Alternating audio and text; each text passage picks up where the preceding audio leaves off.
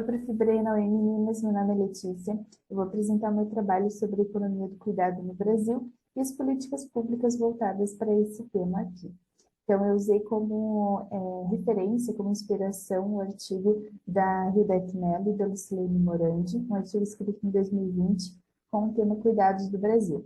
Eu deixei, inclusive, as referências dele aqui embaixo para vocês conseguirem ver na íntegra tudo que eu vou colocar de forma resumida aqui nesses slides. Então, basicamente, ele traz uma perspectiva histórica da economia do cuidado no Brasil, depois ele traz uma análise sobre o mercado de trabalho doméstico e o mercado de trabalho, né, remunerado, normal, como as mulheres tiveram essa ascensão, e também as políticas públicas, né, como que impactou as mulheres conseguirem, graças às políticas públicas, essa entrada no mercado de trabalho. Inclusive, traz uma análise, né, dois exemplos de governos e como eles efetivaram essas políticas públicas voltadas para a economia do cuidado. Então, vamos começar aqui já com essa perspectiva histórica.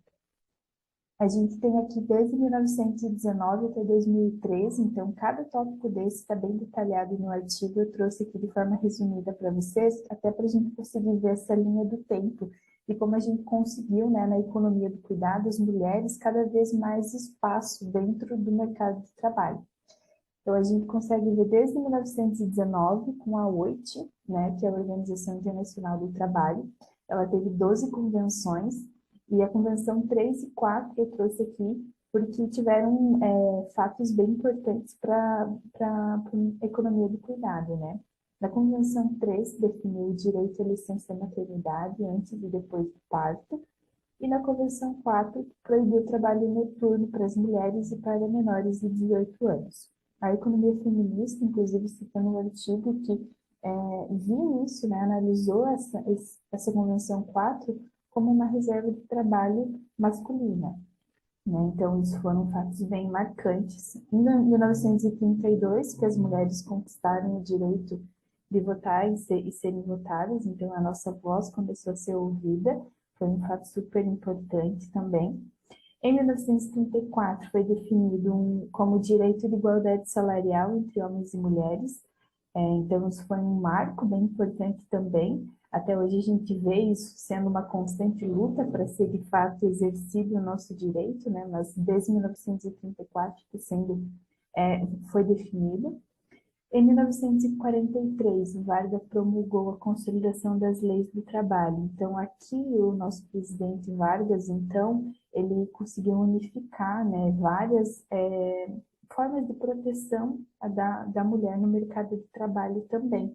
Então, aqui a gente teve direito à licença maternidade, a proteção ao trabalho insalubre, vários fatos que a gente conseguiu se igualar aos homens graças a essa consolidação das leis do trabalho, né?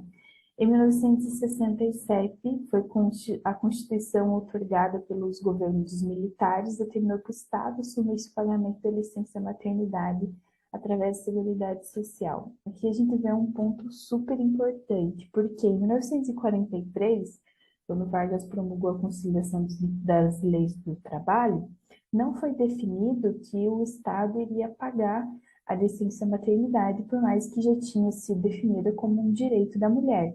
Era a empresa que deveria arcar com esse custo, então, inevitavelmente, a mulher que iria se candidatar a uma vaga, a empresa poderia não aceitá-la e ela já saía perdendo, né, na corrida pela vaga de trabalho, porque a empresa teria que, se caso ela ficasse grávida, que arcar com os custos de licença maternidade. Então, aqui está um ponto super importante de como a política pública influenciou positivamente isso, né? Com o Estado tirando essa responsabilidade da empresa e assumindo, né, a licença maternidade, as empresas conseguiram ver as mulheres já um pouco mais à frente na disputa pelas vagas de trabalho, né? Então foi bem importante. Em 1988, a gente teve a Constituição Federal que nós temos atualmente, então aí consolidou várias, né, direitos e proteções das mulheres iguais aos homens, e uma perda muito grande foi nessa Constituição de 1988 não ter sido incluída no trabalho doméstico, né?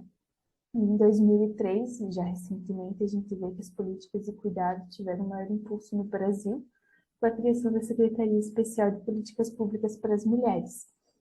Aqui, essa secretaria foi criada no governo do Luiz Inácio Lula da Silva, e a gente teve visto, né, que a propulsão que isso tomou, né, para as mulheres com essa secretaria deu maior visibilidade e busca de soluções, né, até foi, a gente vai falar mais adiante sobre a PEC das domésticas, mas foi graças a essa secretaria que isso começou a ser visto que era um problema, né, porque não estava incluído na Constituição de 88, então a gente passou a olhar para isso. Aqui é uma breve linhagem, então, de como aconteceu, né? Fatos importantes sobre a economia do cuidado, como as mulheres começaram a ser incluídas, né? Aos poucos nessa análise histórica, e agora a gente vai passar um pouquinho adiante para ver, de fato, esse mercado de trabalho doméstico. Então, aqui a gente já consegue ver um gráfico onde mostra desde 1950 até 2010. Então, em 1950, as mulheres representavam, né, taxa de atividade 13,6% de atividades remuneradas, aqui a gente está olhando, né? Em 1960, 16,5%, em 1970, 18,5%, e aí depois a gente teve um salto, né? Então, 1980, 26,6%, 1990, 32,9%, 2000, 44,1% e 2010, 48,9%. Então, aqui a gente vê que os nomes iniciavam lá em 1950 como 80% representando, né? E foi se afunilando isso. E hoje a gente já tem dados do Sebrae que mostram que as taxas de trabalho são equivalentes, né? São muito próximo dos 50-50 que as mulheres também estão representando no mercado de trabalho. Então, o que a gente vê nesse gráfico foi dados do IBGE, né? Censo ali desde 1950 até 2010, a gente vê que em 1950 é que as mulheres tiveram esse aumento na participação no mercado de trabalho. Então, isso se deu graças a quê? A muitas dos nossos direitos começaram a ser incluídos na legislação. Isso foi extremamente importante. Nosso direito à licença maternidade foi extremamente importante e que a gente teve uma participação maior, porque o nosso estudo, a nossa qualificação também aumentou a partir desse ano. Então, até ele fala aqui que ao assumir um trabalho remunerado, foi outro problema que a partir desse salto que as mulheres tiveram, começou a aparecer. Que quando uma mulher vai para o mercado de trabalho remunerado, a família vai precisar de alguém para as tarefas domésticas. Então, ou ela vai contratar uma mão de obra, que geralmente é uma empregada doméstica, uma babá, uma cuidadora, ou ela vai adquirir um serviço através de uma empresa, que é um restaurante, lavanderia, creches. Então, para isso, é preciso remuneração, é preciso dinheiro. Então, todo esse aumento da mulher no mercado de trabalho desenvolveu várias outras questões que depois foi tendo espaço para ser dito. Então, essa participação teve o aumento da expectativa de vida, menor número de filhos por família, jornada dupla, aumento da contribuição na renda familiar, porque se a mulher também está trabalhando, também está trazendo renda para dentro de casa, né? Queda na taxa de atividade masculina, isso o gráfico mostra claramente esse afunilamento, né? Então, a gente está hoje próximo de 50-50, mesmo da participação das mulheres e dos homens. Então, é bem legal a gente ver que desde 1970 o Brasil mudou bastante a forma o mercado de trabalho, né, como um todo. E até no artigo diz que as mulheres foram essa locomotiva que teve de crescimento, porque se você vê as taxas, foi a mesma época que as mulheres começaram a entrar, né, no mercado de trabalho. Então, a gente foi essa locomotiva também que levou o Brasil para frente, a aumentar os nossos níveis aí de produtividade. E aqui, então, a gente tem que focar no quê?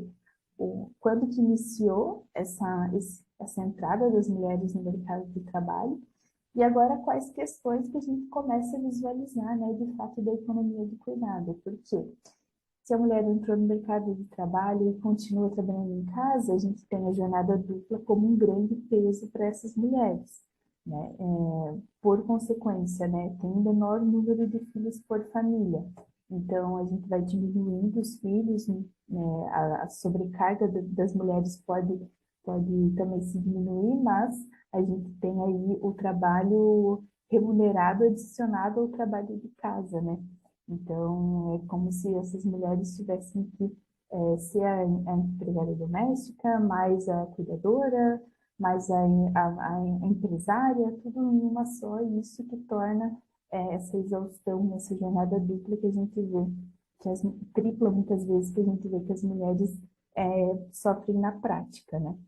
Então, aqui a gente passa agora a olhar para esse mercado de trabalho com outros olhos e ver agora o mercado de trabalho doméstico, né? Como que essas mulheres estão trabalhando.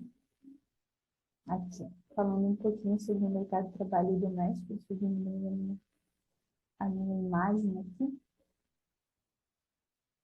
a gente vê que o trabalho doméstico, segundo o artigo, é eminentemente feminino, né? 94% são mulheres, já a construção civil é 96% masculino. Então, bem segmentado, né, essas funções. O trabalho doméstico remunerado não foi contemplado na legislação até 1960. Então, a gente falou até sobre a Constituição de 88, foi uma grande perda não ter incluído esse trabalho dentro da Constituição, dentro da CLT. E só depois a gente vai falar mais adiante sobre a PEC, lá em 2015, então se passou muitos anos na irregularidade, né? Em 1960, então, a gente teve a Lei 3.807, que permitiu que a categoria dos trabalhadores domésticos se inscrevesse na Seguridade Social. Então, aqui foi um pequeno passo para que essas trabalhadoras começassem a ter direito ao INSS, né? Em 1972, a gente teve a Lei 5.859, que definia a obrigatoriedade da assinatura da carteira de trabalho, direito a férias anuais remuneradas de 20 dias úteis. Então, aqui a gente começa já também a ver esse trabalho como algo formal, com a assinatura da carteira de trabalho, né? Então, foi um marco bem importante em 1972. Por mais que não tenha sido seguido, né? Porque para assinar carteira tinha N situações e evasões, né, que faziam essas mulheres trabalhar de forma, né, informal, né? Em 1985, o pagamento não obrigatório do auxílio para gastos de transporte, deslocamento, residência, trabalho, residência ou vale transporte, né?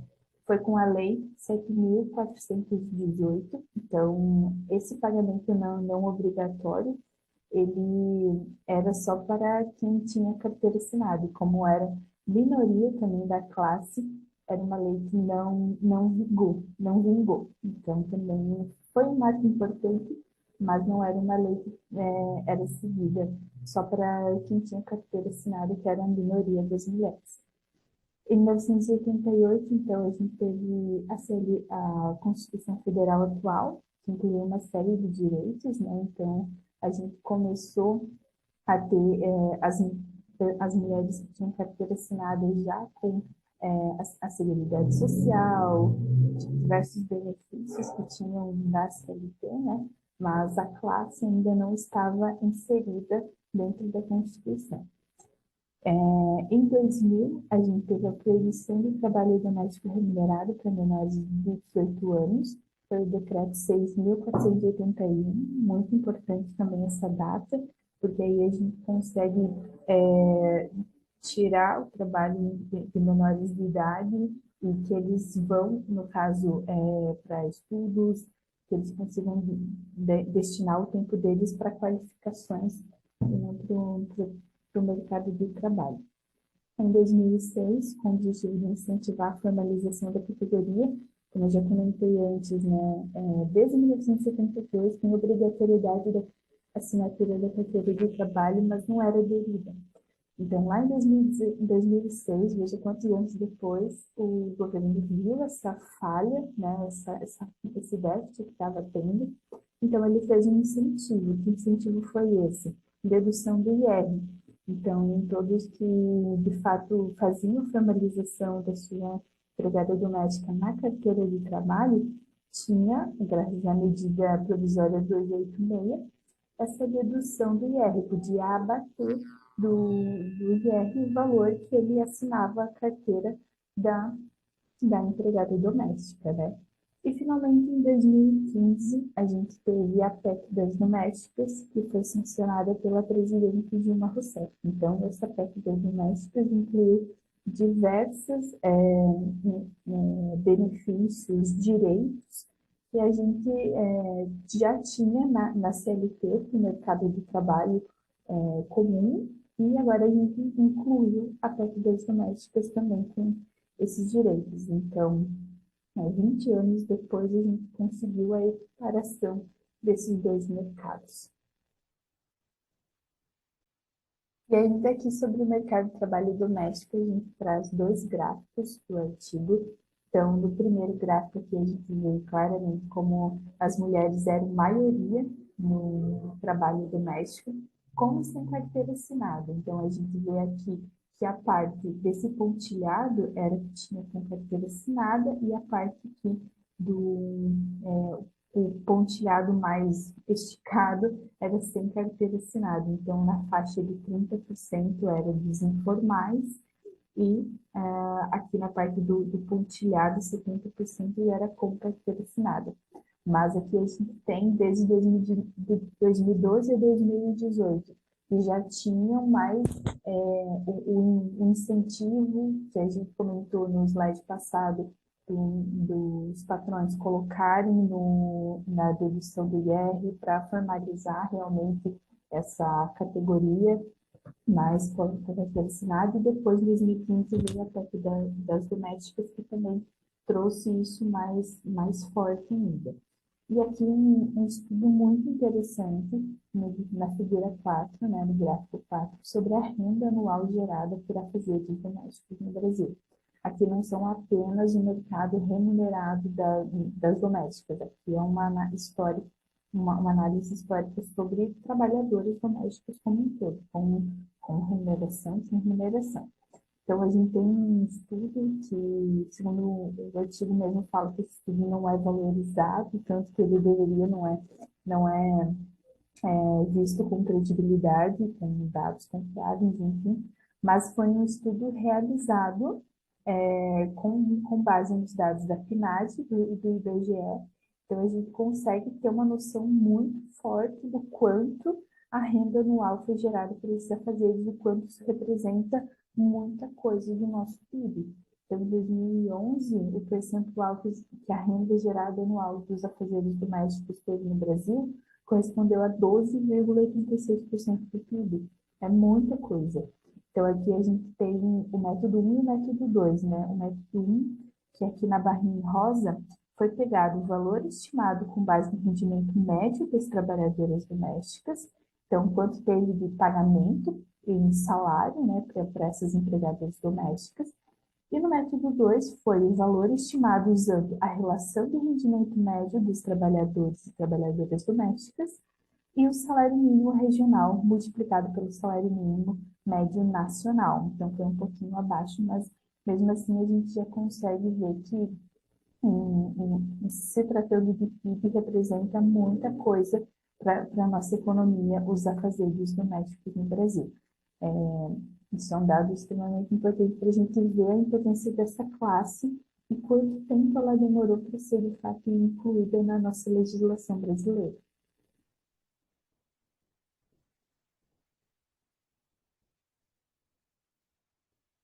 Aqui, deixa eu tirar a minha carinha, vou colocar aqui embaixo.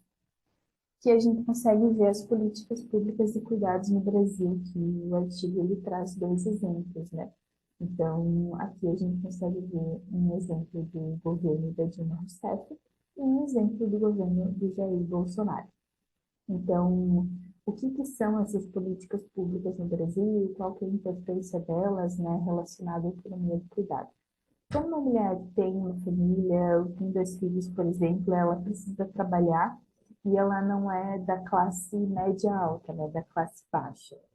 Ou ela cuida dessas crianças, se ela não tem uma rede de apoio para conseguir cuidem das crianças enquanto ela trabalha, ou ela deixa nas creches. Então, as creches têm assim uma importância gigantesca para que as mulheres consigam trabalhar, consigam trazer renda para dentro de casa, consigam sustentar sua família. Então, e aí, nesse artigo traz os dados do Censo Educacional em 2015, que apenas 10% das crianças de 0 a 3 anos de idade estavam matriculadas nas creches, e em 2019 subiu para 30,9%. Mas ainda assim é extremamente baixo. Em 2019, foi há pouco tempo atrás, esse dado ainda abrangia muito pouco, e se a gente pensar em famílias de baixa renda, o quanto é importante as creches, né, para que a gente consiga que a mãe vá, de fato, trabalhar, consiga trazer renda para casa, senão essa política pública impacta diretamente nessa independência das mulheres, né? Então, esses dois exemplos aqui que a gente traz é bem olhando para esse foco. Então, no governo Dilma Rousseff, a segunda edição do PAC 2, que é Programa de Aceleração do Crescimento, de 2011 e 2014, ele lançou, esse governo da Dilma lançou o programa Brasil Carinhoso, que foi integrado a outro plano, né, que era o Brasil Sem Miséria, e ele tinha como objetivo expandir a rede de creches e pré-escolas, ou seja, eles viram que, de fato, as creches impactavam muito para as famílias de baixa renda, para as mães, né, de baixa renda, conseguissem conciliar o trabalho remunerado e o trabalho de dentro de casa, o trabalho não remunerado. Então, esse programa ele foi extremamente bem pensado, bem sucedido e deveria ter sido mais adepto, né, depois dos próximos governos, porque ele era certeiro, assim, nessa expansão de creches, que é onde tem uma baixa cobertura, como a gente viu ali nos dados do Censo Educacional. E a gente traz outro exemplo aqui, que foi o governo de Jair Bolsonaro, que ele substituiu o programa que Michel Temer criou em 2016, que foi o programa Criança Feliz. Que era esse programa, né? Ele era destinado também à primeira infância. Então, vamos pensar assim, primeira infância de 0 a 3 anos, como faz o fato ali que o censo educacional nos passou. Então, esse programa ele tem o intuito de apoiar gestantes e fortalecer a responsabilidade da família no papel como cuidadora dessa primeira infância. Então, o programa se desenvolve através de visitas domiciliares que buscam envolver, né, ações de saúde, educação, assistência social, cultura. Então, o que isso significa? Que vai um assistente social na casa dessa família, dessa mãe de baixa renda, orientar com ações de saúde, o que a mãe precisa fazer no pré-natal, quando a criança está com alguns meses que vacinas precisam tomar, fazer esse encaminhamento, faz todo esse amparo, né? Mas é um programa que ele visa fortalecer a família como seio cuidador dessas crianças. Então, como um governo mais conservador, ele não faz essa expansão como o governo da Dilma Rousseff fazia, que era para criar mais creches e conseguir com que essas mães fossem para o mercado de trabalho e aumentassem, inevitavelmente, né, a qualidade de vida da sua família.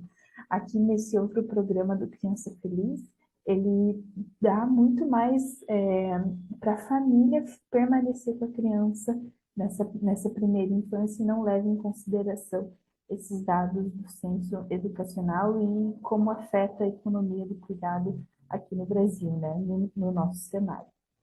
Então, esses foram os dois exemplos que traz aqui no artigo e que eu concordo, assim, deveríamos ter seguido muito mais o programa lançado do Brasil Carinhoso ali pela Dilma Rousseff, porque de fato é uma deficiência que o Brasil tem muito, né, nas nossas creches, nas nossas escolas primárias, e que a gente vê que é um fator, assim, eu passo dentro de casa isso com minha família, porque a minha irmã teve neném recentemente e ela teve muito nova, então ela vai precisar que a minha filhada fique na creche para que ela consiga trabalhar e trazer sustento para dentro de casa. Então, com um plano do governo como foi esse do Brasil Carinhoso, seria muito mais acolhedor para ela saber que ela tem essa política pública do lado dela, né? E não esse outro programa ali do Criança Feliz, do segundo governo, porque ia fortalecer mais que ela tinha mesmo que cuidar da criança nessa primeira infância, e aí como é que ia trazer renda para dentro de casa, né? Sem esse trabalho remunerado. Então, é bem mais complicado esse segundo ponto. Então, esse foi uma visão geral sobre esse artigo. Gostei bastante de estudar sobre economia do cuidado no Brasil. Espero que vocês tenham gostado também. E mais informações vocês podem encontrar nesse artigo na íntegra que eu deixei para vocês. Muito obrigada.